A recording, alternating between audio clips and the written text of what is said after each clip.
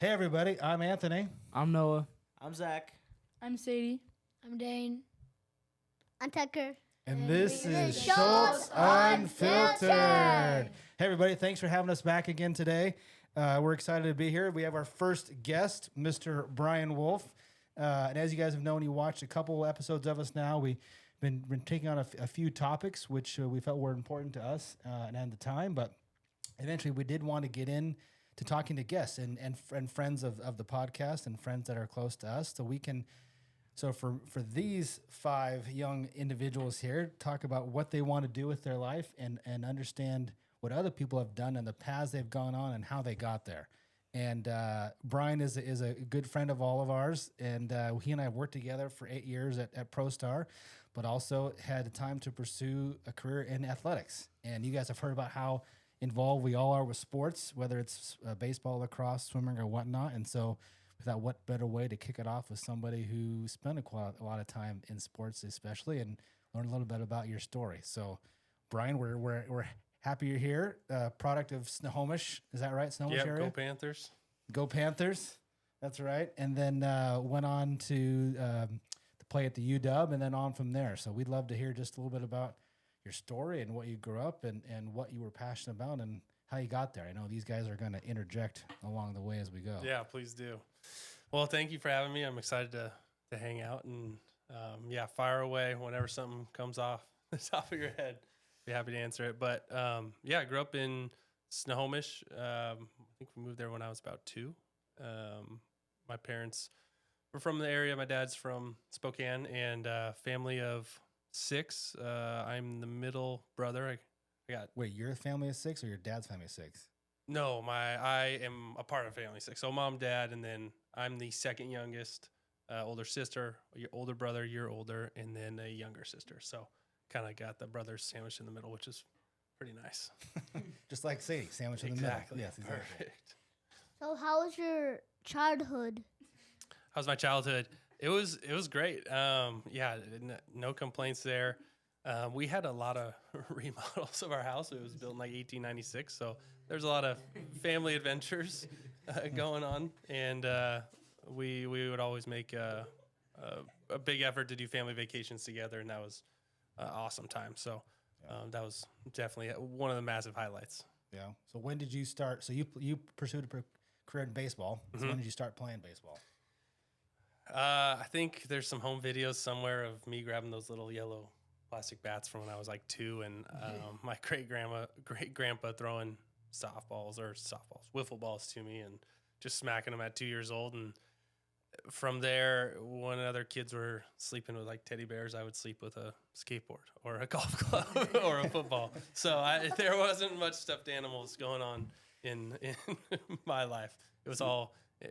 There's a funny story. We had a remodel, big remodel at our house, and my mom loves to tell the story. And these big, just burly construction workers are over at the house all day, and it's just my mom because my dad's traveling a lot. And I walked straight up to one of them and it just looked at me and I said, "Got any balls?"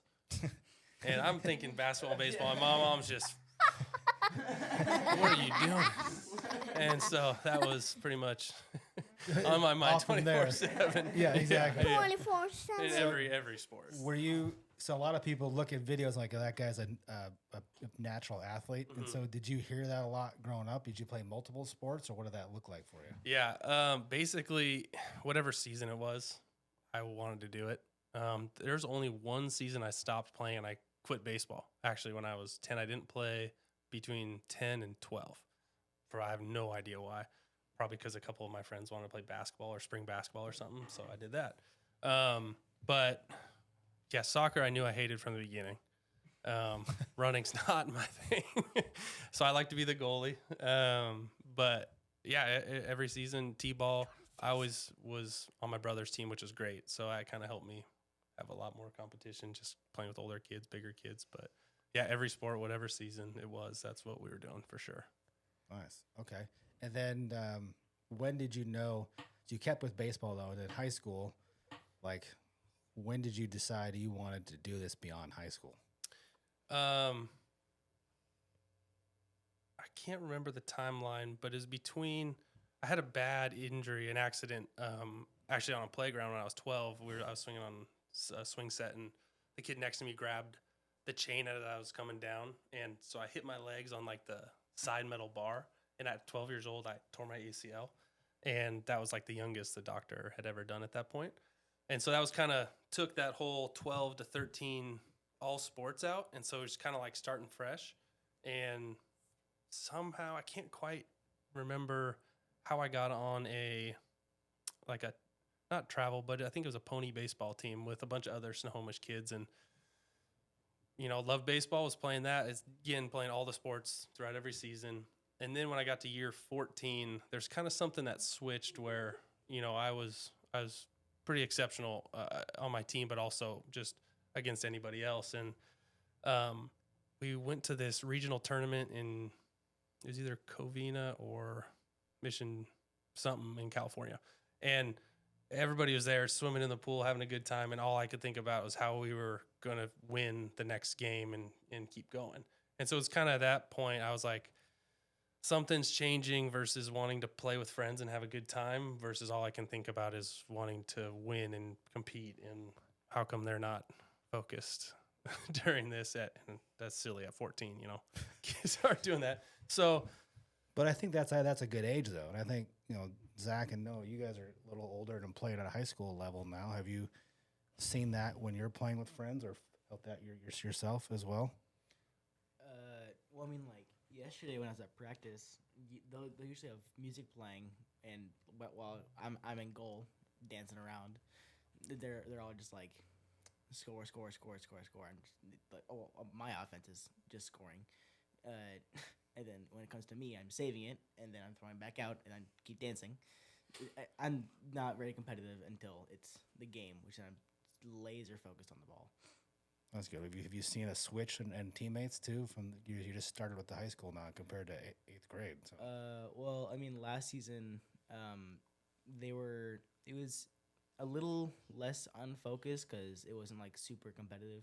But when the tournament, that tournament a couple weeks ago, we were like really focused on that, and only on the downtimes were we not focused.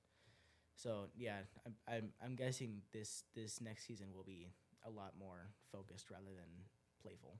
Nice. Tucker, are you super serious when you play baseball? Yes. Yes. Oh, Yes. okay, get that out. Yes. Have you had a switch flip in you? You're gonna be only serious now? Yes. So, on Nice. That's So- good. We appreciate that feedback. our tournament, we had done 2 teams at the same time. So we done the Diamondbacks 2 times.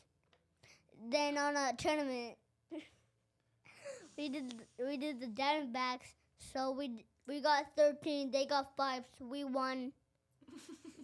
Nice. nice. Tucker, what's another question you have for Mr. Brian?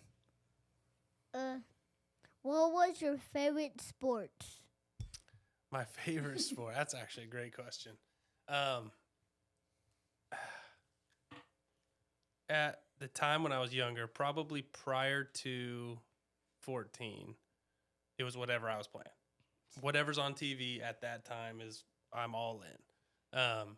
And then I've always had this underlying love for golf. We didn't grow up with, extra money to spend on nice golf courses or clubs or whatever. So I went probably 3 or 4 times a year. I think if I'd played more, I would have fallen in love with it and been obsessed with it. But yeah, I'd say it's probably a tie between golf and baseball. One, because I followed through on one of them, but the other just because I just have a natural love for it without, competing necessarily when I was younger. Would you rather have done golf over baseball? That's a funny question. My dad always said it came more natural than any of the other sports for whatever reason. Golf did or yeah, baseball? golf did. But I was 5'8" in 6th grade. I was 6'1" in 7th grade. And I'm not practicing golf a lot. So, on 3 different sports teams. So golf was always in the background. I'm going to say no because I love it so much now. And it's hard to watch baseball now because you're diagnosing a lot of what's happening that I think I'd wouldn't enjoy golf as much if I had pursued that hardcore as a younger. And you individual. played football for a year. You said you were the quarterback for a year? My parents didn't want me to play football. Noticeably, I mean, having a torn ACL at 12, they don't want to have a lot more contact injuries. So I begged them to play football my sophomore year. Had never actually played tackle football, and went out, and it was an absolute blast. Had a great time. Yeah, I was one of our backup quarterbacks, played wide receiver primarily, and right after that is when I got extremely heavily recruited for baseball, because that's when they can start sending you letters, and it was pretty quick turn off to flip that switch and say, yeah, we're not doing this. Just doing baseball. So I would have liked to, if I had started from a younger age, I have no doubt I would have wanted to play at least through high school, but my body's not built for football. I just like messing around. So what was so then you decided, you got recruited and you decided to go to UW. Mm-hmm. So what was the biggest difference between playing at a high school level or a collegiate level? And this is Schulz Unfiltered, and Noah has to go to work. So he's going to do that. We're going to pause for a minute. Thanks, Noah. See you later. Can I say something? Not yet. You can say anything you want to right now because we're paused. Okay, so Brian, what was What? Okay, it's good. so what was your favorite show on when you're a kid? Like TV show? Oh man. Wow. I'm gonna date myself, huh? You're not going to be older than me. Don't worry. I would have said Smurfs. I'm trying to. You know what? This is gonna sound funny. We had just a basic. How many channels were basic? 13. Well, We didn't have cable 4, growing up. 5, 7, 10, 13. Yeah. 21 maybe? So if you'd asked me what my favorite show was, I would have said sports. Stupid answer. But honestly, when we would go to Lake Chelan to my grandma's cabin, they had cable. And so that was our time to binge watch SpongeBob. So the original episodes, you're exhausted from playing at the lake all day, you're sunburned, and we would just there's pictures of us sprawled out all over the floor of this, just all with all the lotion and all the aloe on, watching SpongeBob. So that's got a soft spot in my heart. All right. Well, did you land it? He did. Yeah. Oh, nice. He landed it. Okay, so we were talking about the difference between high school and collegiate. So what was that big change for you? It wasn't massive. I should back up to that story of when I decided that I was kind of done pursuing hanging out with friends and playing baseball, and we were just praying and being like, what is the next move? I don't even know what's out there. And so back to Chelan, I'm 160 pounds, 6'3", and left-handed, and I'm throwing a football on the beach where we've been for years, many, many years. And a guy stopped and started talking to me and my dad and was asking us if I played baseball. And we're like, yeah. And he's like, well, you should maybe come try out for our team. And unbeknownst to me, he was a Mariners scout who was inviting me to play for a select baseball team which he coached in the summer. And so I show up to this tryout as a 15-year-old. If I turned sideways, I'd disappear. I was so skinny. And, I don't know who I was facing, but they were throwing hard. I got a couple hits, and they asked me to be on their team. I was like, great. And they scholarshiped me in because we didn't have the money. I mean, you guys know how much select sports are. I mean, even back then, $2,500 a year seemed like a lot. And I know some select teams are like now. $5,000. Yeah, the select travel teams, which we could spend a lot of time talking about, but totally. Yes, expensive. So I feel very blessed that out of nowhere, right after this tournament, we go straight to Chelan, and all of a sudden, this opportunity is provided. So we were just like, all right, let's join. And another kid on my high school team who was really good, he was also on that, or he was on a younger team. And so I show up. I didn't know that I was trying out for an 18-year-old team as a 15-year-old. And so when they called me, they're like, yeah, we'd love to have you on the team. I go to my first practice, and I'm hitting with a big left-handed hitter. And because we're both lefties, so we're paired up together in the cage. And we're hitting, and I get done, and the coach are like, hey, what'd you think? How do you think he hits? And I was like, yeah, he hits it pretty hard. Well, he's about to be a millionaire because he's going to get drafted in the top 10 picks of the Major League Baseball draft. I was like, what's that? I have no idea what that is. So even up till 14, loving all this, I didn't know No how people got concept. to big leagues. No concept of it. So, yeah, anyways, and that's what jumped me from high school to a higher level. Now, in those summer ball teams we're playing, I mean, we had multiple guys thrown in the 90s, and so I had a very large taste of kind of what I was going to face, at least somewhat in the college level. So high school, the biggest difference is you're facing, a bunch of you. You're the one guy on your high school team who's the best in the state. Now there's 40 of them on your team, and you got to go play the other 40 guys who are the best players on their teams in their state. And so the competition it just consistently is elevated. So it takes a while to adapt to, just the high school level. 85 miles an hour to 87 is really fast for a high school pitcher to throw in the Northwest. Well, in college, you're getting low to mid to upper 90s, but when you see it all the time, you eventually adapt. So I would say consistently it's that level of fast pace. Your brain's got to switch into a different gear of decision making that's a lot quicker. Well, Sadie has said that she wants to play softball at the UW. So It's a great program. Yeah. So what sister? What are some questions you might have? How relations to softball and the UW? What it looks like to be there?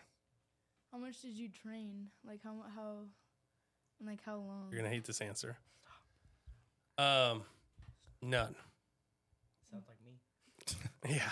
In high school, I was very blessed and gifted to be a really good athlete, and I trained and I went to practices, and I was in really good shape because I was playing on 3 different teams, sometimes 4 if I was playing basketball and training in baseball in the winter at the same time. But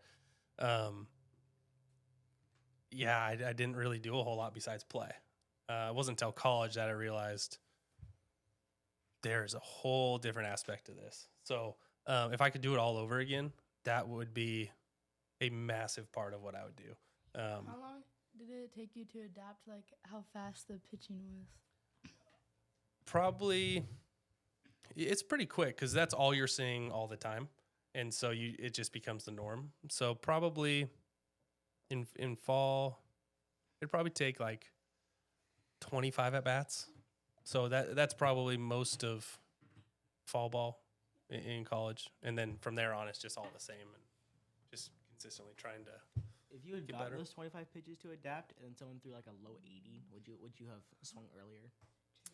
Yeah, probably would've struck out. No, and I'm sorry, I meant 25 at bats, like where you're facing a pitcher, a different pitcher 25 different times. But you're seeing all their off speed too. So you're seeing, and even those are faster. I mean, you're seeing 83 mile an hour sliders, which that was the fastball in high school, but now that's moving that much. It's a different game, but the coaches really teach you how to think smarter and have what's called an approach to what you're doing, whether it's working out, eating, hitting, that sort of thing. So how? When I'm in goal playing lacrosse, I'm getting those speeds as well. What was the best thing that they did to watch the ball? Say that again. When I'm playing in goal, as in lacrosse, I'm getting those speeds as well. Mm-hmm. What is the best thing that you did to track the ball? Open your mouth and leave it open. It's very hard to blink when your mouth is open. And Oh, really? and it relaxes your whole face. And so you're able to see things a lot clearer. But it's not that I'll hard. try that. I can do it. Yeah, not like that. You don't want to look like the ghost or the guy on Scream. But just like if your mouth's open, it relaxes the rest of your muscles in your face and you're not as tense and you're able to track it better. Huh. Okay. And that is trademarked routines, by the way, under Brian Wolf. So if anybody sells it, we know where it came from. Yeah, there's a lot of little nuances you can use for those things.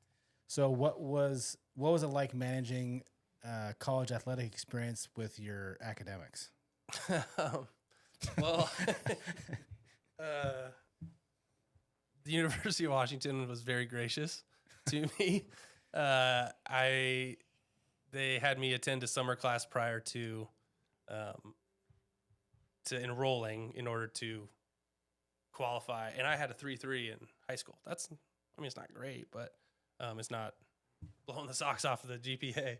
But I was there. It was me, two of my roommates who I won't embarrass by listing their names, and the rest were all the football team. And so it was all the guys that were scholarship that they wanted to make sure got into school. And so the balance of that was I had a lot of tutoring, a lot, because at 21, so this was not 21. It would have been 19 or 20 years old. I found out I had learning disabilities with reading, ADD, ADHD. And so I was in tutoring constantly. And so baseball is a full-time job in college. It's way different than anything you think about in high school, because that's all you're there to do, along with school. And so it'd be weightlifting, classes, practice, trainer, dinner, tutors, back to your apartment. So it was pretty regimented, and when it's regimented that way, school is a lot easier to pack in, but there's not a lot of extra free time for doing anything. Yeah. Well, so you played. How many years were you at the U? I was there. I had redshirt 1 year, so I played all 4 of my eligible years. Okay. There, yeah. And then when did you decide, or when were you approached that, hey, you can go on to the next level here? You could play in the major leagues. Yeah, I was actually in high school. I was very heavily recruited by many colleges. Got a lot of offers, and with that comes scouts and opportunities to play in the minor leagues. And all they're doing is asking you, how much do you need to sign for in order to skip college? And so, being a immature but extremely good athlete in high school, I was like, oh, this is great. And my senior year, I just put way too much pressure on myself and just absolutely tanked and played terrible my last year. Still got to go to UW, but at that point I knew I had the ability for sure if I put it all together. And then in college you're playing against the best players in the best conference, and it's Pac-12 and the SEC are the 2 premier baseball conferences, and if you're one of the best players in that conference, you're pretty much guaranteed you're going to get drafted. So there's a pretty clear path of how to do it. It's just executing on it. Dane, you had a question? Did you have to go to college to play baseball or like sports? I think, are you asking for the Huskies, or do you mean could I have skipped that and played minor leagues? Yeah, like because you have like skipped college and then played like baseball instead of doing college. Yeah, you can't. So you can either get drafted when you're 18, or when you're 21, age-wise, or if you go to a 4-year school, you have to wait till you're 21 or a junior. If you go to a junior college, you can get drafted out of high school, the first year at a junior college, or the second year at junior college, which is interesting. So junior college, you can basically get drafted any time. Yeah, which is interesting. And I might have that first year thing wrong, but I know for sure you can get drafted after your second year at a junior college. So a lot of guys will go that route if maybe they aren't mature enough physically, or they didn't get the big scholarship offer they want. A lot of guys will go there, work out, and then either transfer to a D1, a bigger D1, rather than going to play D3 or something like that. Okay. But then, so you were being scouted in high school. Tucker, you want to say something, buddy? What was your favorite chore? Oh, we're going to roll it up. So, Yeah, you can pick. You can do favorite chore now as an adult, a married adult with a child, or favorite chore as a kid. You get to pick. Oh, I don't know if I call it a chore or hobby, but yard work. Love that. Now or as a kid? Now. Actually, no, that is why I loved it, because once I so desperately wanted to be able to mow the lawn when I was a kid. My dad thought I'd cut my toes off, and which he might have been right. But once that day I got to do it, oh yeah.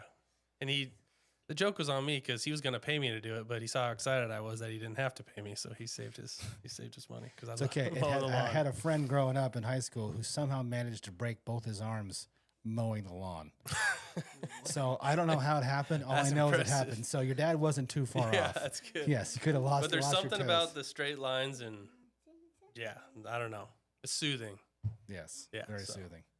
What Sadie? was your favorite part about playing baseball? Actually, the game, hitting for sure, no doubt about it. Oh, I love hitting. Yeah, it's the let Mr. Ryan best. answer, Scuba. It's the absolute best. What do you love about hitting? Hit the ball all the way to Mexico. Yep. Yes. I like hitting the ball, then be able to be on base, and then you can just like mess with the catcher and everyone, and then just get a steal. But then if you're like get out, then like that's embarrassing. Yeah. Like steal, and then you're like out. No, I definitely say hitting. I love the mental side of it, especially at the higher level. Is you don't really have a good chance. I mean, you fail 70% of the time, right? So the pitcher's gonna win most of the time, and so the best part was going in there with a plan. You've studied what their tendencies are, what they like to do, if they're struggling, what their go-to pitch is, and if you do it right, and they throw it right where you're expecting, you still will probably get out. So that was the most fun part for me was just that mental side of things, but Yeah. for sure hitting. Well, And then locker room. I was, because growing up, I played trumpet for forever, and Zach's playing clarinet, and Dane's playing saxophone now. I always felt like, as a musician, if you miss one note in an entire performance, you're like shunned. It's Versus gonna get you throughout the rest of the correct, but as a baseball player, you can miss 7 out of 10 times and make millions of dollars. So I was a little jelly growing up would with the agree. difference. Yes. I would agree. My wife, you guys know Lindsay. She was a world-class Irish dancer. You start out with points, and when you make a mistake, you lose them. Yeah. There is no getting them back. There's nothing enjoyable about that. That you just slowly lose. At least in baseball, you could be losing 0-2 and you just make one guess, and you're right and you get a hit. And so there's there's two sides of it mentally. It's like, I can't strike out here. Like I can't make a mistake here. Or the flip side of it is like, oh, it's 0-2 with the bases loaded and the game on the line. What if I got a hit? And so there's two different mentalities to it. It's like backs up against the wall. How cool would it be the story I get to tell later versus I don't want people to talk about me because I failed later. So that I think that was a really enjoyable part. So what was the minor league experience like for you? It was you seen Bull Durham? I have. They haven't. It's like that. Very much so. There's a lot of things you can't unsee. You're playing you're playing a game every other day, Yeah, and then oh, you're that's spending what you spending mean. a Oh, lot okay. of time on the bus. Yeah, like Yeah. Anywhere from 1 hour bus rides, depending. I'll go back to right when I started was Ogden, Utah. Orem. Somebody's gonna know it better than I want to say it's 1.5 hours, maybe 2. That was our closest one. Then we got Grand Junction, which is like 14 hours, Yeah. and everywhere in between. So you don't really you don't fly until AA. And so that was, you wake up, you go to the field around noon. If you have early work, 1, 2, sometime in there. Game's at 7. So you eat, you have all your, workouts. You have batting practice. You come back in, you rest, you prep for the game. You play a 7 o'clock game. You leave the field at somewhere around 10, 11, sometimes home at midnight, just depending on the game. And then you sleep till about 11 or noon, and then you're back at it again. And that's in the minor leagues is 141. I think it's 141 games. 41 games. And what did you do in the off season? Oh, off season. That was a lot. That's where I kind of had to grow up a lot, is because you don't have to do anything. I have, my job is baseball. I have no money though. Because what does the average minor leaguer make? We made $880 was our paycheck a month, which is not a lot. So you spend your entire childhood, college, and now young adult for the right to make $800 a month, and you're in the top 1% of all baseball players. I mean, you get a nice signing bonus, but let's say you made a $500,000 signing bonus. How many years does that? I mean, you got to make that last because you're getting paid $800. So it's not like you're loaded now. I mean, you are technically for a while, for a minute, for an 18-year-old. Yeah. But that spread out over time when you have to buy your bats, cleats, apartments. So what? First of all, what do you think about that number? So now you're basically in a minor league or major league, and you make $800 a month. Well, from going to 0 to 800, that's a big bump. Well, let me tell you this. But it's all What for if bats and cleats? what if your bat costs $110 Yeah. and you break 3 in a game? Yeah. 3 in a game. Yeah. Hey, this is I did tough. it. It hurt. And I've heard you say before you wanted to have good equipment because you didn't want to have to blame the equipment. That's why you didn't do This it. is your only chance to be playing professional baseball, so you're not going to skimp on a cheaper bat, a cheaper glove, cheaper equipment. And so you want the best thing to give you the best opportunity. But yeah, there was a game I broke 3 bats, and that was half a paycheck basically. for the month. Yeah, for a month. So it gets spendy for sure. Yeah. So back to the off season. I ended up starting my own company for hitting lessons because I've always been, the mindset of like kind of entrepreneurial. We can try and land it afterwards. See what happens. Yeah. I've been always kind of entrepreneurial. So I started my own company for baseball lessons because I was like, that's a commodity that there's not a lot of people have. A professional athlete who played at UW and is now a professional baseball player in Snohomish, Washington, and the surrounding area. Yeah. There's a handful of us that we all worked out together, but nobody's doing lessons.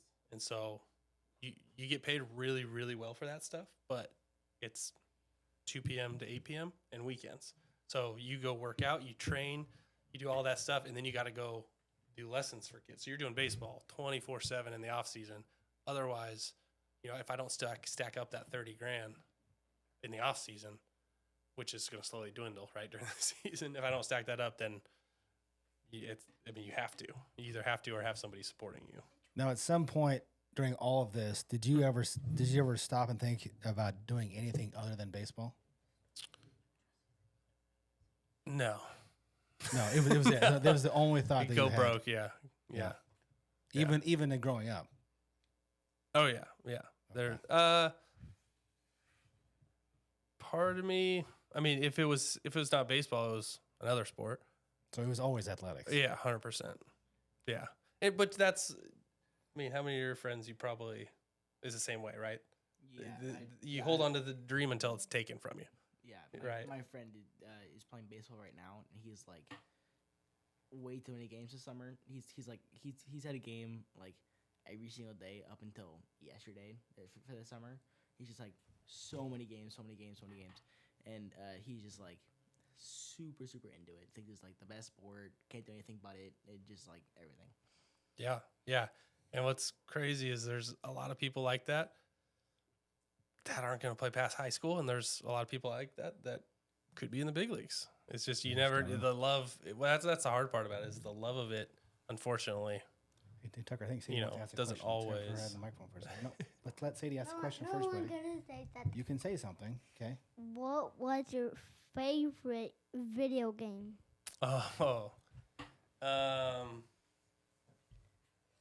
Favorite of all time, Mario Kart. There's you can't beat it. Just the simplest game ever. Nice. Yeah. Sadie, what were you gonna ask? Oh, did you ever have that like coach, and after you lost a game, you would be there for like an hour because he would like talk to you and like have a team meeting, and it would be like and be so mad at you. Yeah. Yeah. More times than you can imagine. We got home from, I want to say we played Dallas Baptist my freshman year at Dallas Baptist. And This is when you were playing for UW. Mm-hmm. And we went and played at Lamar, maybe that was the next year. But I know we played Dallas Baptist. Maybe it was Oklahoma State as well. And we flew home. We played so bad. We got home at 3 or 4 in the morning, and our coach didn't say anything, except he stood up on the bus when we pulled up to the locker room and said, "We'll see you at 6 a.m. for conditioning." So 2 hours later, we were running in the lines. Dempsey Center running. Yes. And yeah, I can't repeat what he was saying, but it was not where We're you want to be. We're not that unfiltered. Not here. where you wanna Not be. that- Yes. Well, it's that unfiltered. In a game, if you made like on average, how many errors would you make? Because I know to me, self-discipline is like a really big thing for me. Like if I don't make a save in a game, it's gonna affect me for the rest of the game. Mm-hmm. So like on average, how many errors would you make, and how would that affect you? This is probably my favorite stat. I'm going to look it up after this just to make sure, but I'm pretty sure I had 1,000 fielding percentage in my college career. So I don't think I made one error. So that means he made 0 errors. Yeah. But there's a difference between fielding and hitting. Yeah. Now So I he could've also been was perfect in the field. I was yes, and I was also a right fielder, and I was our best defensive first baseman. So they'd do a transition where I'd come into first base, and they put a faster guy out in the outfield because we had a first baseman who could really hit, but he wasn't super good at defense. And so if we were ahead late in the game, they'd move me into first base to play defense. So I didn't get nearly the opportunities. It's pretty easy to have a high fielding percentage catching fly balls.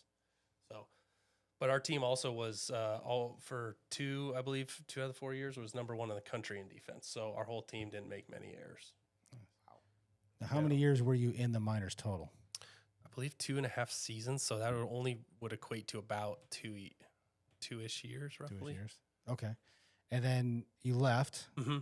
And then Got released. you got released. Okay. So I got released, and I had an opportunity to go. I remember I was leaving for my morning workout like 6 a.m. and they called me, and the guy, I had a good season. I mean, but I was 24, and my 2 roommates that year, they're both in the big leagues. One has already won a National League MVP, and the other one is been an All-Star, I believe. And the 2 other guys are starting in the major leagues right now as well. And then there was me. So we were stacked, and I was the worst one out of everybody. So they were like, hey, we just have too many guys.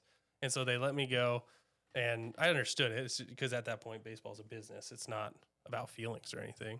And so pretty quick, I got a call for another opportunity, but I wasn't that couldn't figure it out. Like my feelings were like, oh, like I wasn't just broken.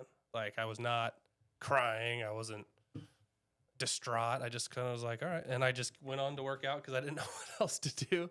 And so I took a month or so and just said, I'll let you guys know. And I basically did everything I wanted to do that you're not allowed to do while being on a contract for Major League Baseball, which involves snowboarding and all of those fun things. And yeah, I just was praying about it and felt like God just took that passion away to pursue it. It didn't take the passion of playing. Like I would have kept playing. Base in baseball? Home. So it sounds like you had a relatively soft landing because you took the time and process and like you weren't distraught. Mm-hmm. This thing was taken from you, this whole dream, but you're like, okay. The hardest part was, and I said it very briefly, I was joking about the locker room, and missing the locker room. That as being one of your favorite parts of baseball it's the guys. 3 of them are in my wedding. I mean, they're all over the country for different teams now, but you don't. When you spend that much time with you'll never spend that much time with another group that large ever in your life. Because besides that, it's your family. That's a small group, and so you're spending 12 hours minimum a day with the same guys. For college was 4.5 years. Minor leagues was a few guys rotate here and there, but so that was the other part that I was like, oh man, these guys live at other parts of the country. Like I'm not going to see them.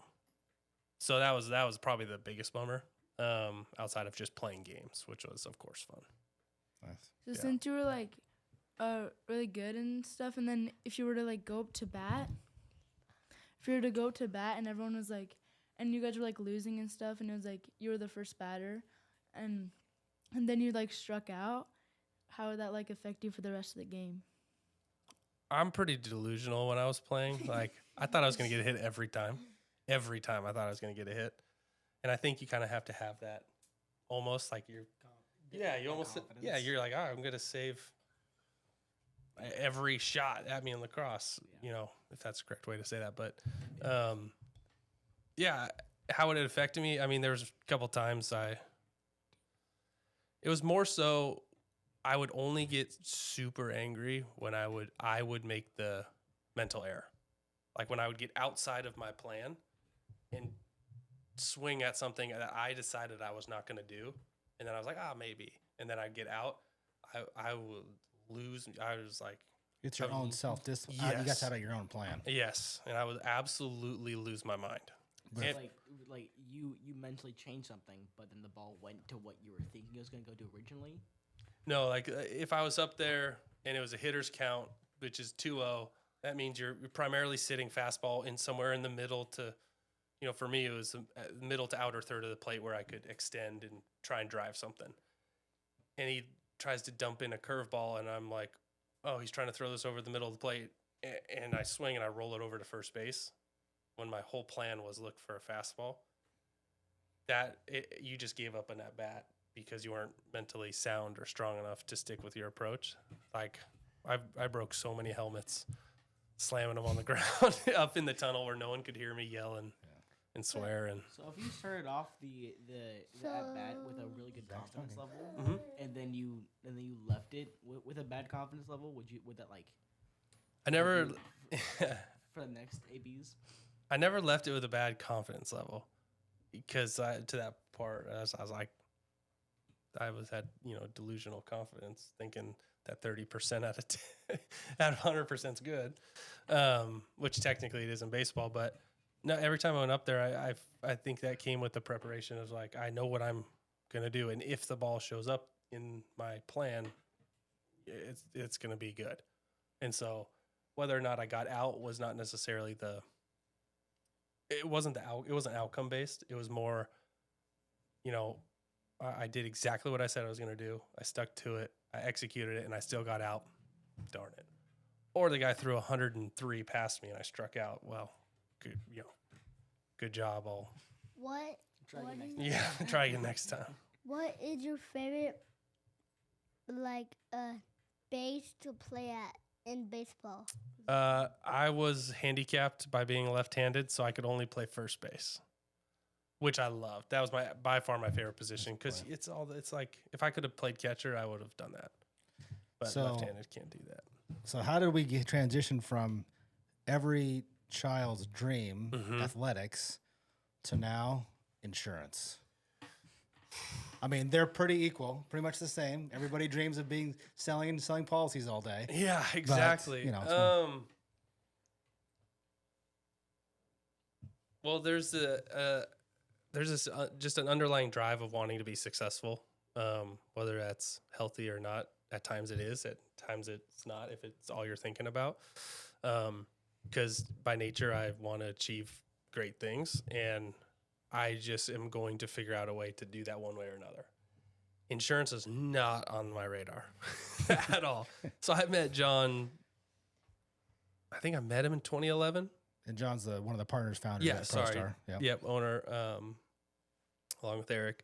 Met him at a Young Life camp. Just met, and he had met my dad previously.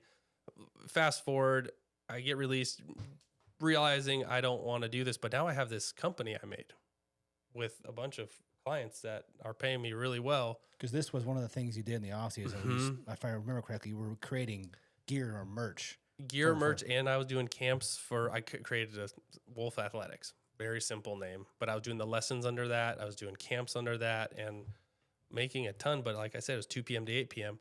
And I was to the point where I was like, I probably should be registering for like a full business and a license and everything for this because it's getting out of hand. And so I met with John because I knew he started his own insurance company. It's like, well, how do you start a company? Do I need to buy a warehouse? Do I need to rent a warehouse? Where do I go from here? And so over the course of 5 or so, I think, lunch meetings, just through talking about what I wanted to do, I realized that that's not it. It doesn't matter how good you're getting paid. Like there's no freedom. You're going to work weekends. You're going to work weeknights. And the worst part is in summer, you're going to be coaching. And so now that's not the worst part, but the fact is that that's all you're going to be doing forever and ever. And I've already done that for 25 or 6 years to that point. So it was a perfect transition to ProStar was looking to kind of replace John's, not his position, but his role so that he could oversee the growth of the company. And in short, he basically said, do you want to come work for me? I was like, well, what do you do? It was insurance. I was like, no, don't want to do that. No. I'm thinking, what is that? Yeah, No. yeah. How old am I?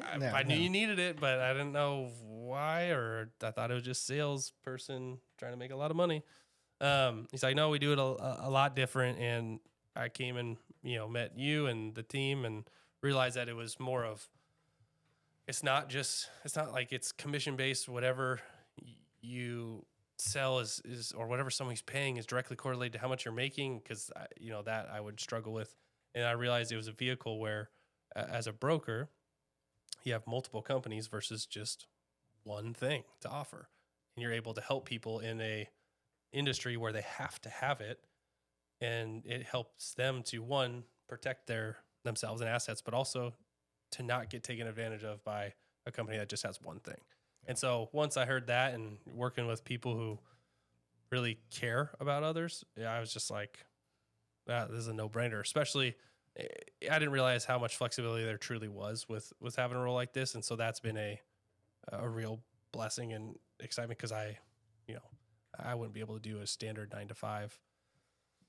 I need to be out moving around, meeting people. And you had never sold anything before. And so you went from focusing on athletics to now you're working with people and selling on the phone. I said that a while ago, but I think I realized that I think I sold more than I did when I was doing the camps. The baseball camps? Yeah, because I realized I was doing flyers. I was calling every little league in the vicinity, trying to get access to their team rosters and coaches and calling parents and families and offering hitting lessons. And so I think I did a fair amount more than I realized, but it was out of survival necessity. But I realized I also enjoy teaching, and I didn't realize how much there was of that in insurance as well, because it's very unknown to a lot of people. So, and you're how old now? 32. Okay. Yes. And you could say you've had two life careers so far, athletics and now insurance. Yeah. I know for me, I got to a point where I did construction management and then title insurance like 10 years. And I was similar to you now, mid-30s with a house, married and a kid. And I almost had like a little mini life crisis. Like, do I want to do title insurance for the rest of my life? Yeah. And I have made some differences since. So do you feel that sense coming on at all? I mean, you're still young and a lot in front of you. So what do you feel about that? Yeah, I think it's, I don't know what kind of your day-to-day was there, but just the job we have is there is so much flexibility or change or different markets that we can expand into and help people in different ways. But also, I think it's just ever evolving, and that's what is more exciting about it is you're not having to show up and do the same exact thing every day. That's pretty monotone. Something good or bad can come up, but then you're also this industry is able to provide, I don't want to say lifestyle, but the ability to get out and be with people in the world, to serve. I can go play at my wife's 5th grade basketball game every year against the other 5th graders and dominate them. You got staff versus the kids. Yeah, staff versus students, and so I get to go play. Or staff spouse. Yeah, or staff spouse, and it is a blast. But just, I think regardless of it being insurance, it could be something else. But the way it's structured and the way our team is run, the way we participate in it, makes it something totally different than a 9 to 5. So we could be selling, I don't know, widgets, yeah, clothing, whatever it is, and we'd find a way. It would be very similar circumstances. Yeah. So, I don't. We're just talking about having more kids. So, well, somewhere between one and 4. You could have 5 one day too. Let's imagine one here. Nice. As we're getting close to wrapping up here and thanking Brian, do you guys have any questions about anything? Wait. Tucker, let's say you ask a question. If you were to go up to bat and you would have this plan, and then the pitcher would throw a ball, but the ump would call it a strike, and it would kind of throw you off. What your plan was? How would that affect you and stuff? That's a great question. The tough part is the best sports. And I know it's kind of evolving away from that, but the best moments in sports, a lot of them have the human element to it, right? Whether that's good or bad, a good strike call, a bad strike call, human choices made great decisions and poor ones in sports. So when you go up there with that approach, it doesn't matter where the ball is located when he calls it a strike. It's just the fact that it was. And so now you just take your next step, and now you kind of have to be, you got to have like a honeycomb brain where this thing happened, but it's not going to touch this thing, where you're still going to just be like, okay, let's pretend that was right down the middle. Now it's just a strike, and I just keep going with the rest of my plan as if there's a strike involved now. It's hard. It's. I say it, and it sounds very easy. Hey, it's just like Ted Lasso really says, hard to do. Ted Lasso, you got to be a goldfish. No memory. Exactly. Just go by your plan. And I'm saying this is easy for me to recall, but this is 20 years of breathing exercises and brain training and like how to flush those moments out faster and faster and faster when something bad happens. And that still comes into play for us in our regular. If we miss on a client, or I absolutely forgot to do something, which for doesn't somebody. happen very often. Yeah, I forgot to do something for somebody, and I feel really bad about it, but I can't sit there and dwell on it. Just being able to flush those moments faster, it helps in life in general. But that is literally part of training, is training your brain to be able to be in those moments, slow your heart rate down with just a few breaths, so that you can focus on what's happening, not what could happen. Or like if it's like full count, Mm-hmm. and then and you're trying to look for like anything close, and then like it's like not even a strike at all, and he's like strike or whatever. So there's a little secret. If it's full count, first thing, I can take you through kind of what I would do.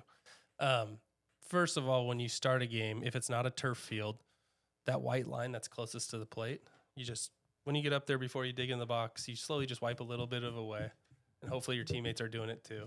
And eventually, but later in the game, that inner line's gone. So then if you get a full count, you stand almost completely on top of the plate. So you've eliminated one complete half of the plate, so that if the ball is going to either hit you or it's going to be a strike. And if you can't reach it outside, it's so far outside, it's not even going to be close. So now if it's coming inside, you know it's a strike. And now you only have this much of the plate to protect, because it's either going to hit you or you know what to hit. So you can eliminate things like that. And you can make things to your advantage or a little bit easier. Oh. Hey, Tucker, we're going to have you go last, okay? No, Yeah. no, So no, you want to no, go right now? no, Yeah, this is no, your last yes, question. yes, Last yes. question, buddy. What is it? Should we come back to you? No. I have a question for you. What's your favorite number 12 million. for a jersey?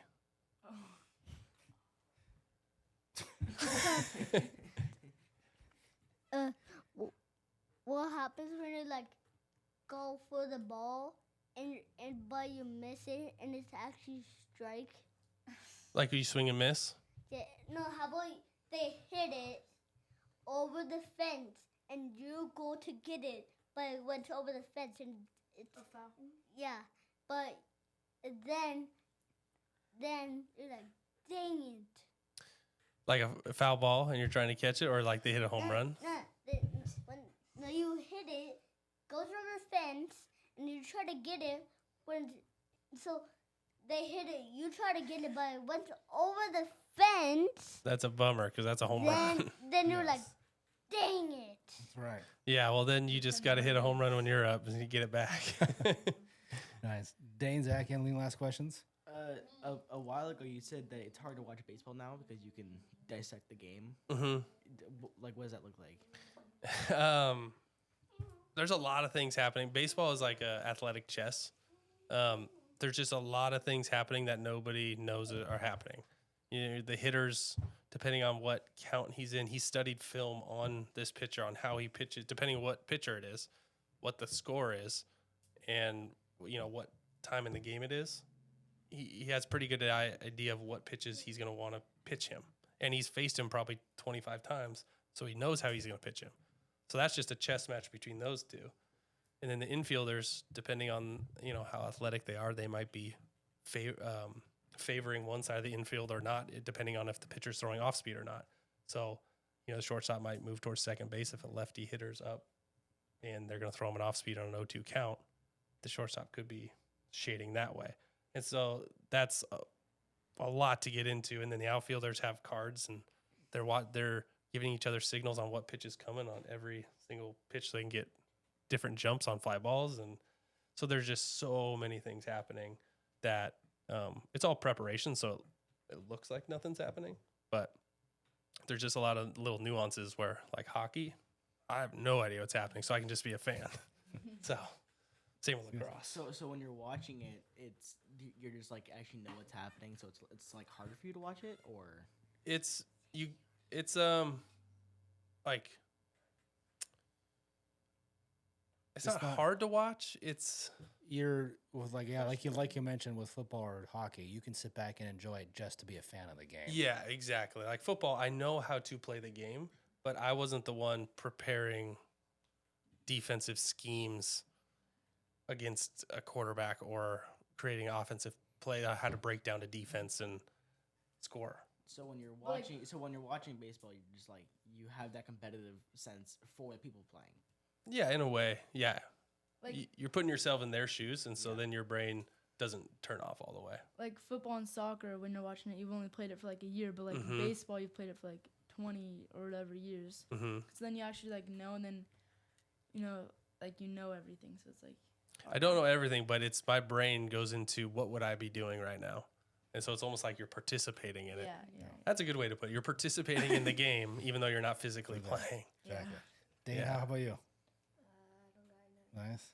Well, good. We want to thank Brian for being our first guest No on the problem. podcast. Thank you. Thank you. Nice. Great. Well, thanks so much, everybody.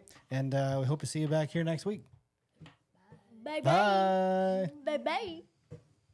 Pops, it's 4:50. She can be here in 10 minutes. Hey, but text her. We'll be on our way. Well, how did it sound back there?